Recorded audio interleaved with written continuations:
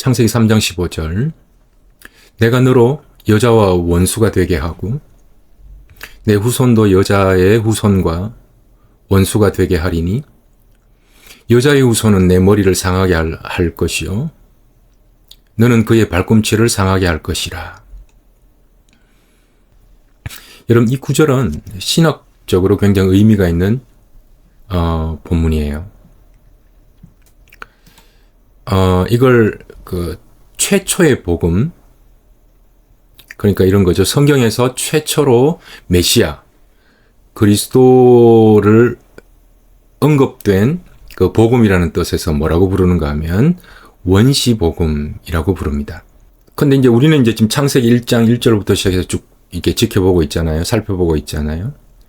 근데 창세기 1장 1절부터 그 구원, 그리고 그 복음에 대한 그 단초가 계속해서 나오고 있다라는 것을 단어 속에서, 문장 속에서 살펴보고 있잖아요. 신학적으로 원시복음, 그러니까 가장 구원에 관해서 직접적으로 언급하고 있는 면에서 그 최초의 복음, 원시복음이라고 해도 충분히 의미가 있을 듯 합니다. 이게 왜 중요한가라고 말씀을 드리면, 그 신자들에게 당신은 복음이 무엇입니까? 이렇게라고 물으면 아마 우리들은 이미 예상하고 있는 대답들이 있을 거예요. 예상하고 있는 대답, 이걸 정량화되었다라는 거잖아요. 때때로는 신학적이기도 하겠고, 우리의 고정된 신앙의 개념 속에서 어떤 정량화된 대답일 수도 있겠습니다. 예를 들면 예수 그리스도라는 단어는 들어가겠죠. 복음이 뭐냐, 구원이 뭐냐라고 물으면 십자가라는 단어도 들어가겠죠. 대속적 죽음, 또 영원한 천국, 이런 단어가 포함되겠다 싶어요.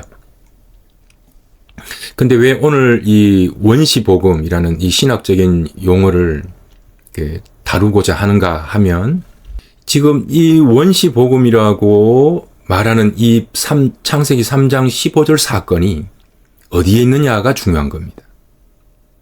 이게 무슨 말인가 하면, 지금 천지창조 사건을 기록하고 최초의 인류에게 주어진 그 당시의 복음을 어떻게 정의하고 있는가를 알 수 있기 때문이에요. 그러니까 하나님이 최초의 인류 아담에게 복음을 어떤 방식으로, 어떤 내용으로 설명하고 있는가가 중요한 거예요. 그러니까 이 원시복음을 우리가 집중 있게 살펴본다면, 그때 아담에게 전했던 복음과 지금 우리가 알고 있는 때때로는 정형화된 이 복음이 얼마나 다른가를 파악할 수 있는 중요한 질문이 될 거예요.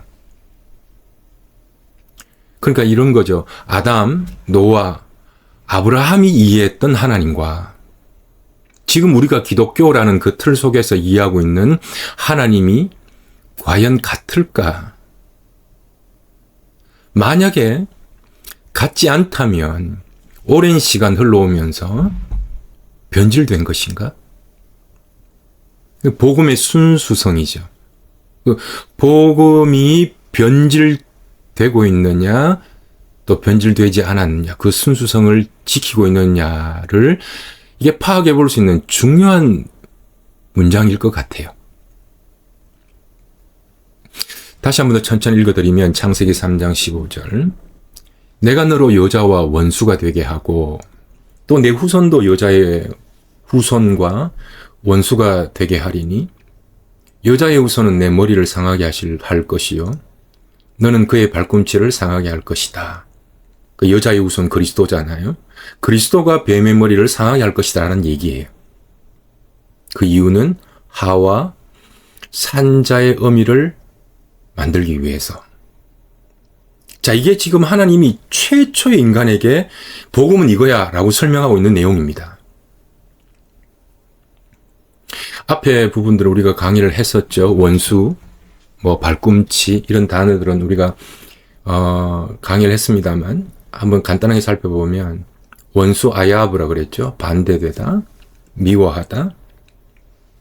그러니까 하나님의 말씀에 반대되고 하나님의 말씀을 미워하는 것이죠.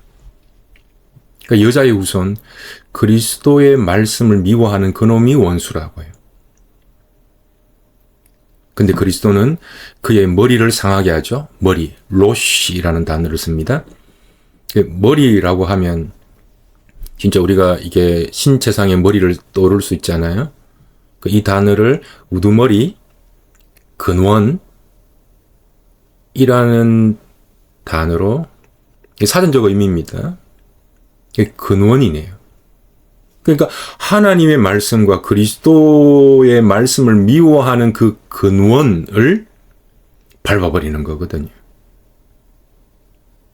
그러면 하나님의 말씀을 미워하고 자꾸 이렇게 반대 길로 가려는 원수의 근원이 뭘까요?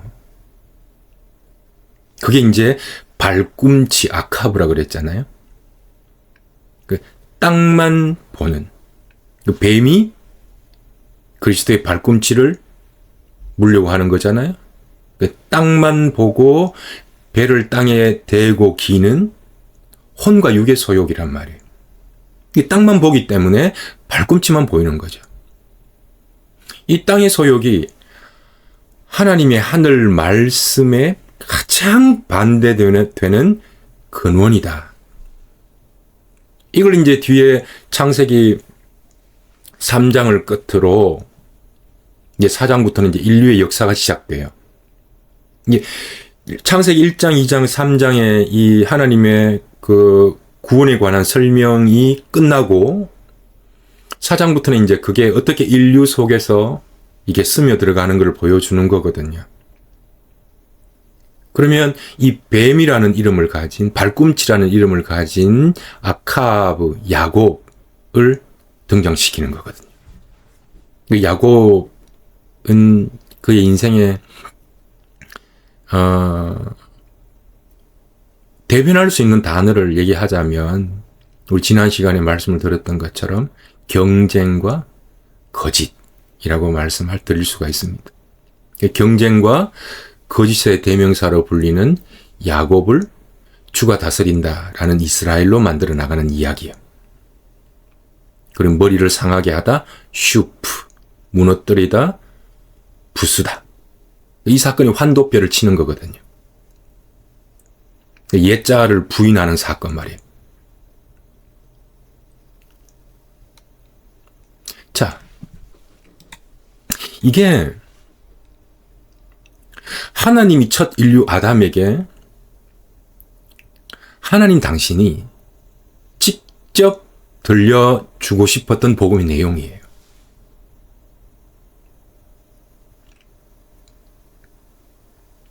그러면 오늘날과 우리가 비교해보면 이 복음이라는 최소한 이 창세기 3장 15절에 나오는 그 원시 복음 안에서 나오는 이 복음의 그 하나님께 직접 하신 메시지 속에는 죽어서 천국 간다는 접근도 없고요. 잘 먹고 잘 산다는 접근도 없고요. 땅의 것, 잘 먹고 많이 번다, 이런 주제는 아예 없습니다.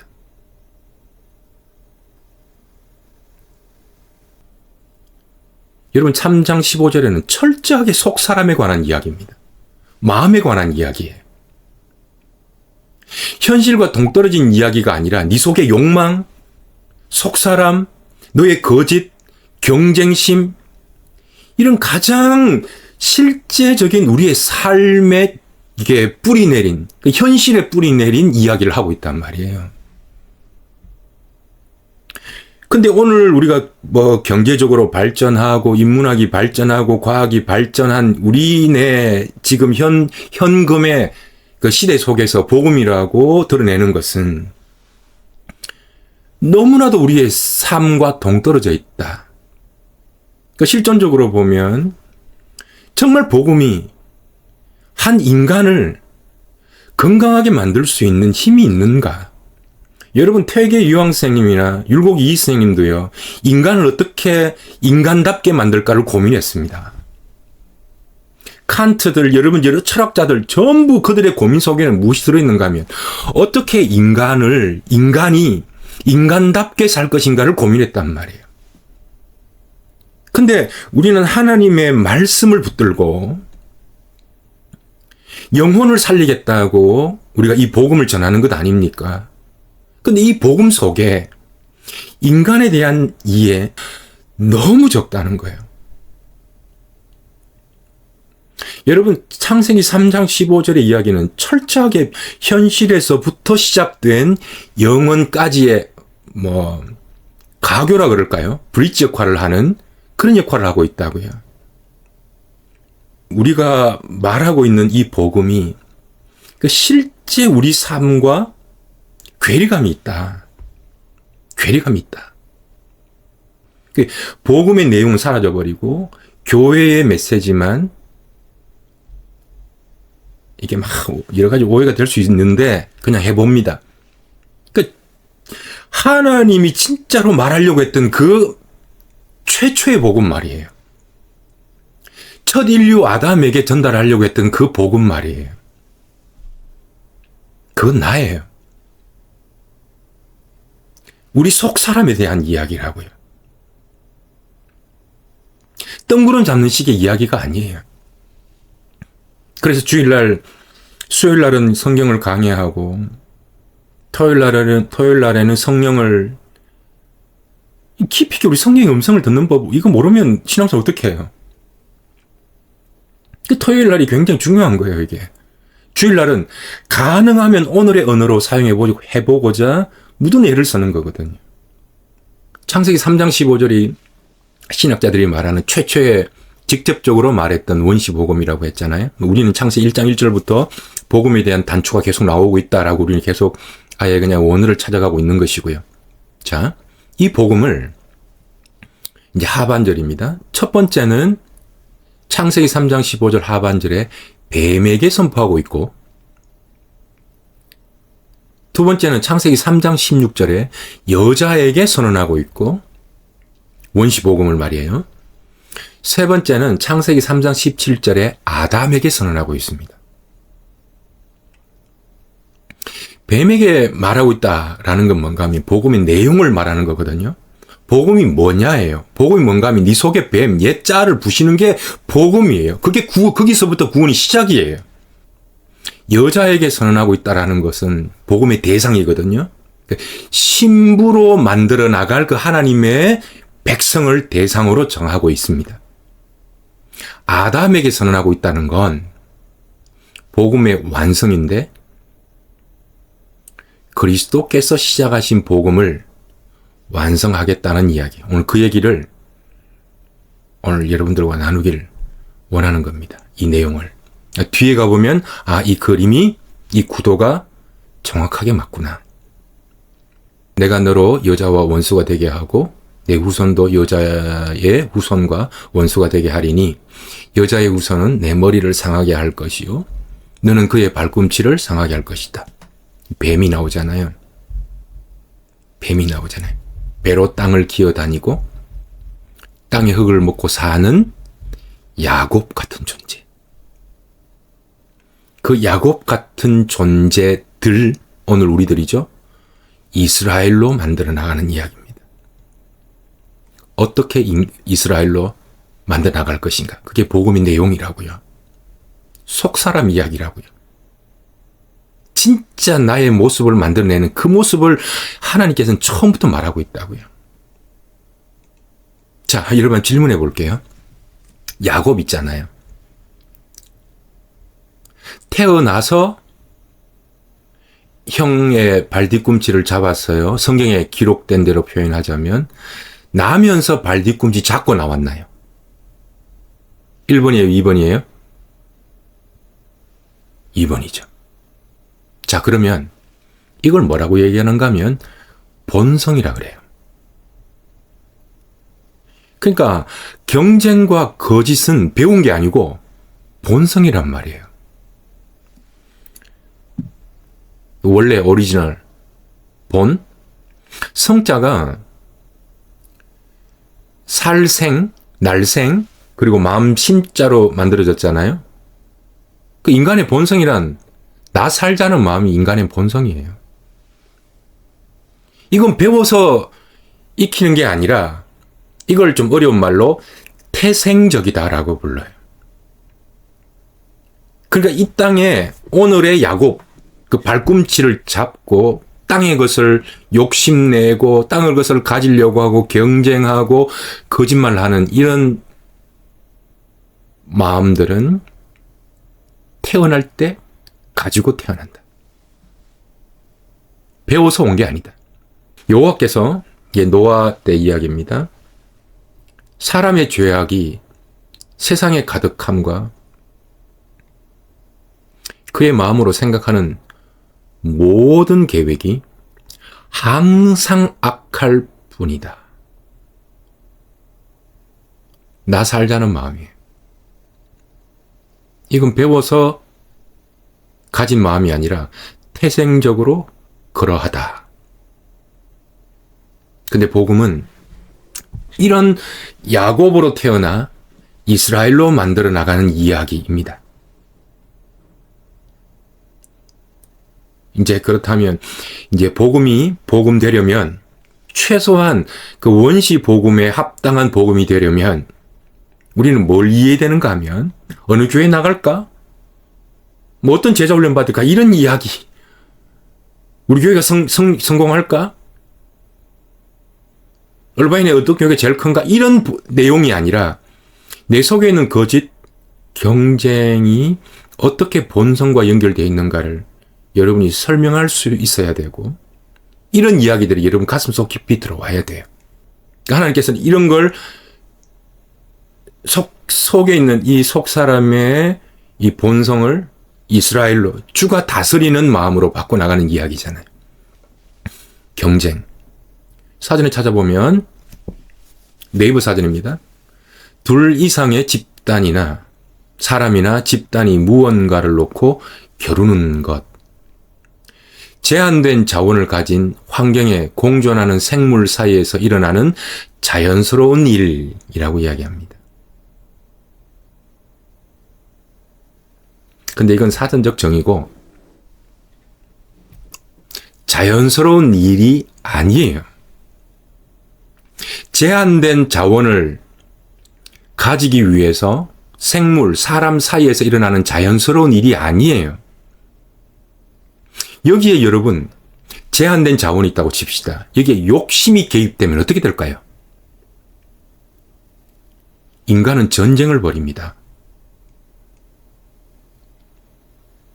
그래서 경쟁, 더 가진다라는 걸 세 가지로 한번 보면 내 것을 가지지 못하고 빼앗기는 사람이 있습니다.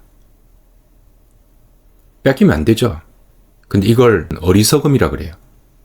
내 걸 빼앗기니까. 두 번째, 자연스러운 게 아니다라는 거예요. 이걸 세부적으로 나누는 거예요. 내 것만큼 가지는 자연스러운 분배가 있어요. 지금 음식이 모자라는 게 아니죠. 분배가 안 될 뿐이죠. 그러니까 내 것만큼 가지는 자연스러운 분배가 있어요. 세 번째, 더 가지려고 할 때 욕심이 돼요.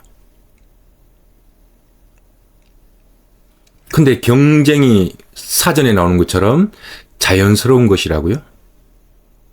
여러분, 인간의 본성은 나 살자는 본성을 가진 인간이 어떻게 적당량을 정할 수 있겠습니까?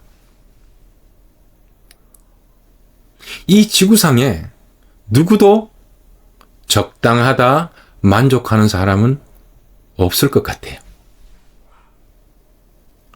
더 가져서 만족을 얻겠다라는 게 경쟁이고요. 잘 들으세요. 더 가지고 싶은 마음을 다스려서 만족을 얻겠다가 영성이라 그래요. 자, 여러분 풍요로운 거, 더 가져서 풍요로운 걸 원하잖아요. 자, 풍요로움을 가지려면 두 가지 방법이 있습니다. 하나는 더 가져서 풍요로울 수 있고, 다른 하나는 더 가지고 더 쓰고 싶은 마음을 줄여서 풍요로울 수 있습니다. 5끼를 먹어야 풍요롭다 이런 사람이 있을 수도 있죠. 근데 2끼만 먹어도 될 몸을 만들면 2끼 먹어도 풍요로움이 와요. 배가 풍요롭다고요. 자, 여러분 한번 물어봅시다. 여러분의 목표가 많이 먹는 거예요? 풍요로운 거예요? 풍요로운 거죠. 두말하면 입 아픈 거잖아요. 근데 우리는 풍요로움이 아니라 많은 것을 먹는 것을 선택한다는 겁니다. 그래서 이런 겁니다. 인간은 가지지 못해서 풍요롭지 않은 게 아니라 가져도 만족을 모르는 마음 때문에 풍요로움이 사라지는 것이다. 그래서 저는 이 경쟁이라는 마음을 저는 자연스러운 인간의 감정이라고 말하고 싶지 않고 더 가지려는 마음이 아니라 욕심에 기인한다. 죄성에 뿌리 내린다.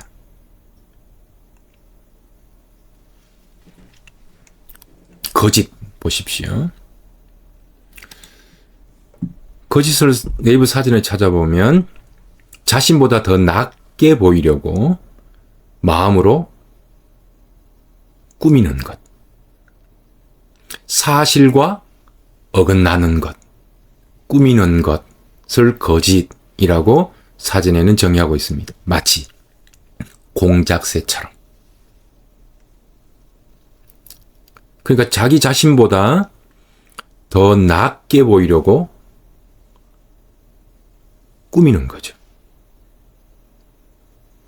자, 이게 이제 이게 뭐가 문제냐? 라고 말한다면, 자, 자신보다 더 낫게 꾸미려는 마음, 그 이면에는 뭐가 있는가 하면, 지금 내 모습이 마음에 안 든다. 라는 이야기잖아요. 그러니까 나에게 주신 모든 것이 하나님의 은혜를 묵상하는데 그 묵상의 결론이 불만족인 거예요. 그래서 꾸며요. 자기 자신보다 더 낫게 꾸민다고요. 아니, 꾸미는 게 뭐가 잘못됐습니까? 그런 말이 아니고 꾸미기만 하니까 문제라고요. 화장해서 문제입니까? 화장만 하니까 문제라고요. 그 마음의 정원을 가꾸지 않는 것이 문제라고 말하는 겁니다. 얼굴에 찍어 바르든 펴서 바르든 비벼 바르든 그게 뭐가 문제예요? 그런 문제가 아니고 꾸미는 데만 이걸 삶의 우선순위로 삼고 살아가니까 본질을 잃어버린단 말이에요.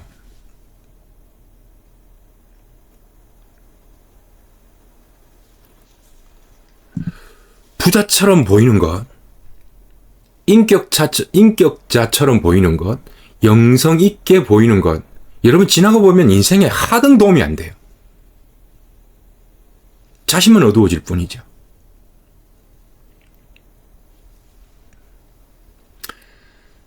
지금 제가 드리고 싶은 말씀은 이런 거예요. 원시복음.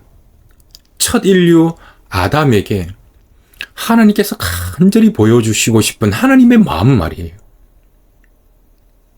가르쳐 주시려고 여러 가지 방법들을 사용해서 나타내시는 그 원시복음 말이에요. 그게 속사람 이야기라니까. 내면의 어떤 영, 이런 주제들이라니까요.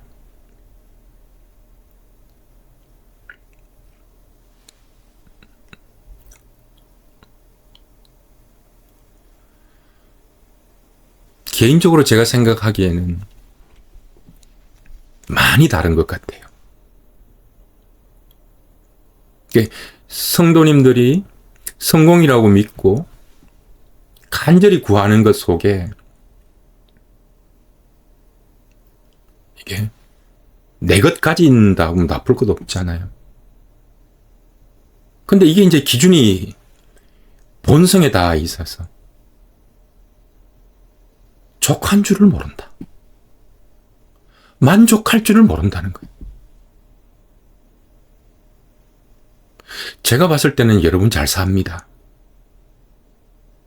괜찮게 살아요. 물질적인 것, 땅의 것, 이거 빼고 나면 과연 무엇을 소망할까? 이런 마음들을 저 개인적으로 생각해보고 삽니다. 왜 이렇게 하나님이 최초로 아담에게 주셨던 복음과 지금 우리가 나누고 있는 이 담론들과 왜 이렇게 다를까? 뭐 그런 이야기들이 나오고 있는 거죠. 또 여자에게 이르시되, 이제 복음의 대상에 대해서 얘기하는 겁니다. 또 여자에게 이르시되 내가 내게 임신하는 고통을 크게 더하리니 네가 수고하고 자식을 낳을 것이며 너는 남편을 원하고 남편은 너를 다스릴 것이다. 여러분, 이걸 뒤에도 한 말씀드리겠습니다만, 여러분, 출산을 이게 하나님의 저주로 받아들이면 여러분 설명 못할 이야기들이 많이 나와요. 예를 들어서 이제 그걸 뭐라 그러죠? 결혼을 안 하려고 하는 분들, 그러니까 비혼이라 그럽니까? 비혼주의자라 그럽니까? 그럼 비혼주의자는 이 저주로부터 복음 없이도 해방된 분들이네요. 하나님이 아무리 여자에게 뭐 임신의 고통을, 출산의 고통을 결혼 안 해버리면 되지 뭐. 그런 얘기가 아니라는 얘기예요. 임신하는 고통, 자식을 낳는 수고는 그 말씀과 진리를, 말씀을 잉태하고 진리를 임신하고 진리를 잉태하는 메타포, 그림자로 연결하고 있다고 했잖아요. 거짓과 경쟁, 야곱, 땅의 것만 먹는 야곱에게, 우리 얘기예요. 우리 본성 이야기예요. 그 야곱에게 말씀을 임신시키고 그 속에서 진리를 낳는 이스라엘로 만들어 나가는 이야기란 말이에요.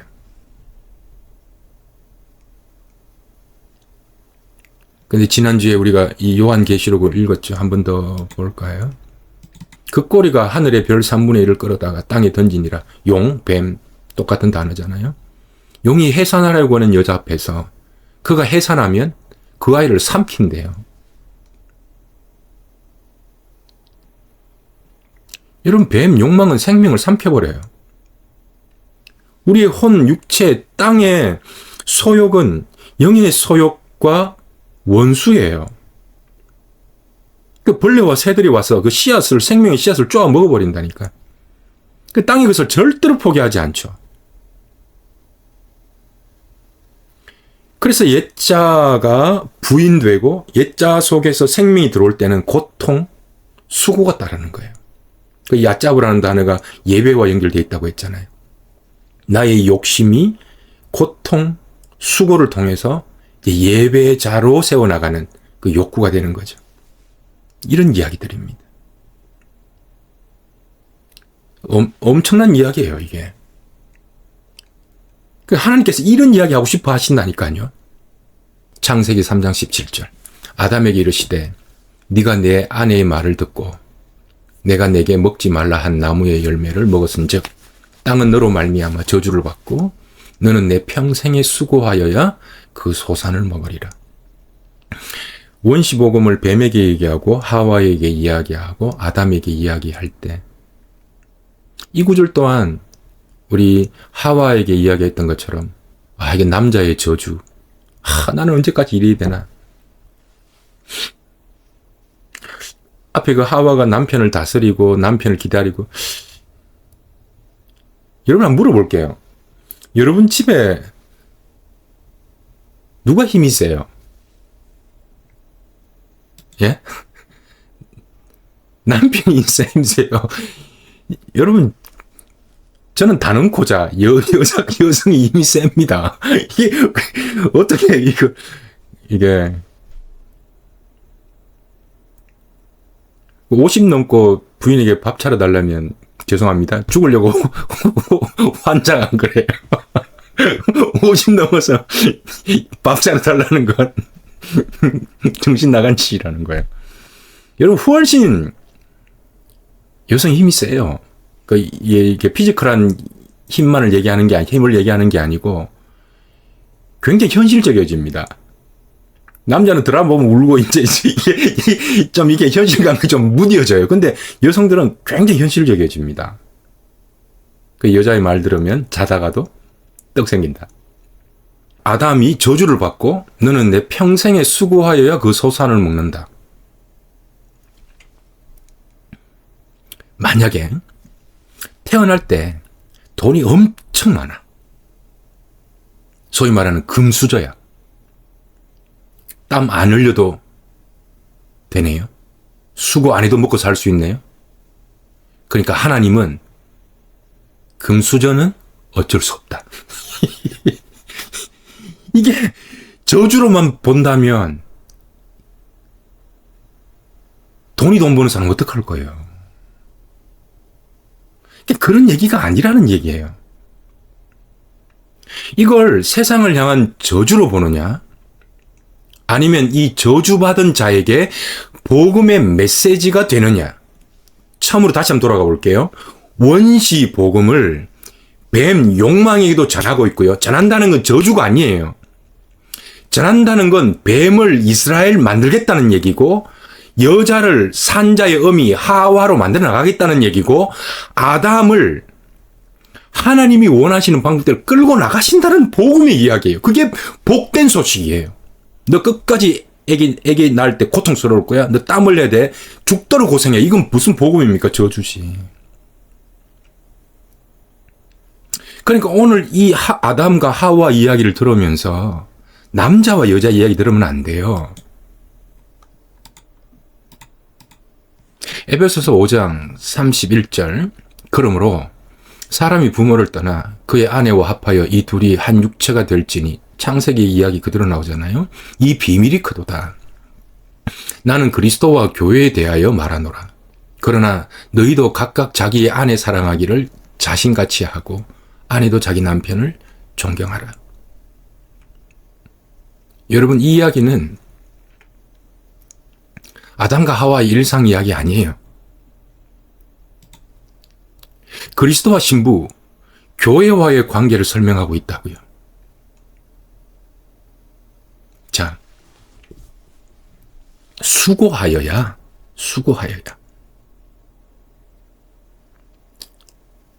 누가 수고합니까? 아담이 수고하죠.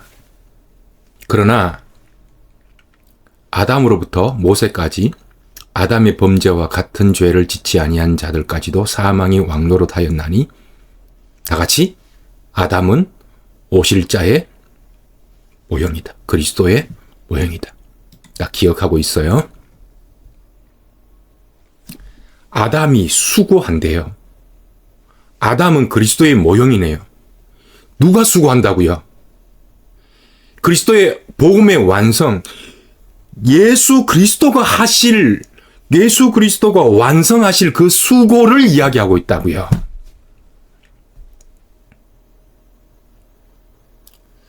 이걸 이제 생명을 하나 예를 들어서, 우리 생명이 잉태되려면 우리 속에 이제 DNA가, 남자 DNA와 여자의 DNA가 이게 만나야 되잖아요. 남자의 정자가 난자 속으로 침투해 들어가는 거잖아요. 여러분 다 보셨죠? 거기에 막 올챙이처럼 생긴 그 정자가 난자로 막 이렇게 수억 마리가 뚫고 들어가는 모습들을 많이 보셨잖아요. 그리고 여자의 몸 속에 들어가서 수정체가 되는 거죠. 자, 질문해 볼게요. 이 원리와 이건 정확하게 하늘의 신비를 보여주는 신비예요. 신성한 거예요. 자, 정자가 난자 속에 들어가서 수정할 때에, 자, 내가 수정했습니까? 정자 생명 그 자체가 했습니까? 나는 단지 내 몸에서 일어나는 일일 뿐이에요. 수고는 누가 합니까? 그 생명 자체가 합니다.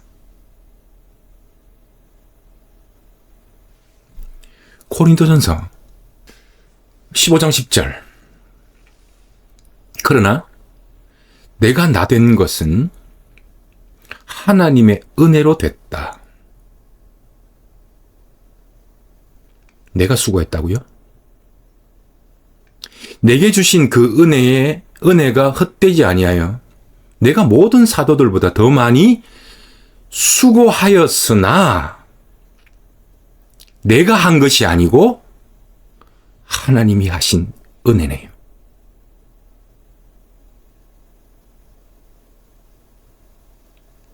질문. 복음의 완성은 누가 합니까? 하나님이 하신다고요.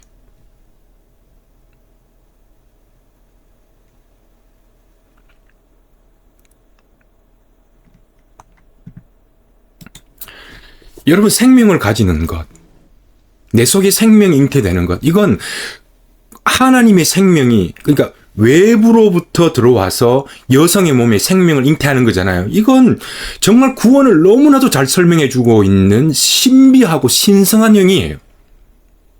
근데 문제가 이 신비롭고 신성한 이 행위를 성적 놀이로 바꿔버렸어요. 그 생명을 마음대로 지울 수 있다고 생각하는 거잖아요. 여러분, 이 우리 인간의 삶 속에서 생명을 잉태하는 것만큼 신성한 일은 없어요. 그런데 성을 탐욕으로 바꿔버리니까 이 생명이 부담되는 거잖아요. 여러분, 최소한 성경은 이렇게 말합니다. 내 몸에 생명이 자라나는 것을 수고라고 말하지 않고 기쁨이라고 말해요. 환이라고 말해요. 거룩에 동참하는 거라고 말해요. 이 세대가 얼마나 안타까운 세대인지 몰라요. 하나님의 수고를 나의 고통으로 바꿔버리는 거예요. 아담이 모형이라면 오늘 최소한 이 본문은 하나님이 하시는 그 일을 설명하고 있다고요. 누가 수고합니까? 누가 피와 땀을 쏟으시고 수고할 뿐만 아니라 신부 하와를 살리겠다고 하와가 먹은 그 선악과에 동참하고 있는 분이 누구십니까? 그분이 예수 그리스도시잖아요. 그러니까 이게 원시 복음이 되려면 복음의 완성은 예수 그리스도의 십자가잖아요. 그리고 오늘 3장 15절에는 그 십자가의 사건이 고스란히 들어있는 겁니다.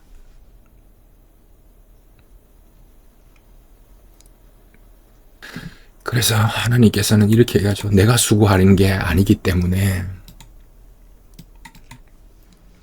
나를 능하게 하신 그리스도 예수 우리 주께 내가 감사함은 나를 충성되이 여겨 내게 직분을 맡겼음이니 내가 전에는 야곱이었고 전에는 뱀이었고 전에는 땅이었고 전에는 하나님이 없는 자였는데 도리어 긍휼을 입었다. 이렇게 바꿔도 무관하잖아요. 내가 언제 못 바뀌었어요? 예수가 바뀌었지. 맞잖아요. 달린 적 없잖아요.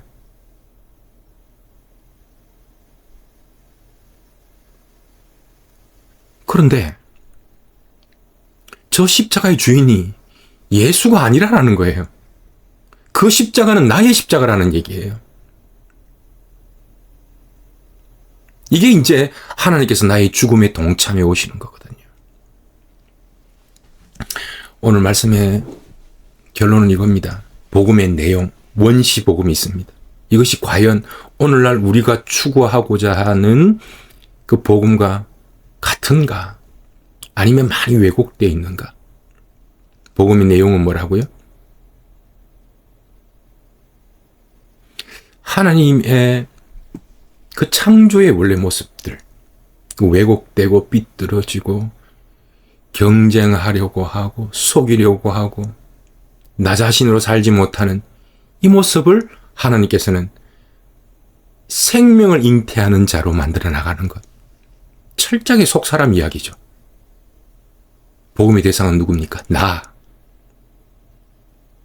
복음의 완성은 어떻게 완성됩니까? 하나님의 수고, 하나님의 열심. 어떻게 오늘날 이렇게 복음이 변질될 수 있는가? 하나님은 최소한 아담에게 하시려고 했던 메시지는 철저하게 속사람 이야기예요. 인간 안에 인간 이야기예요.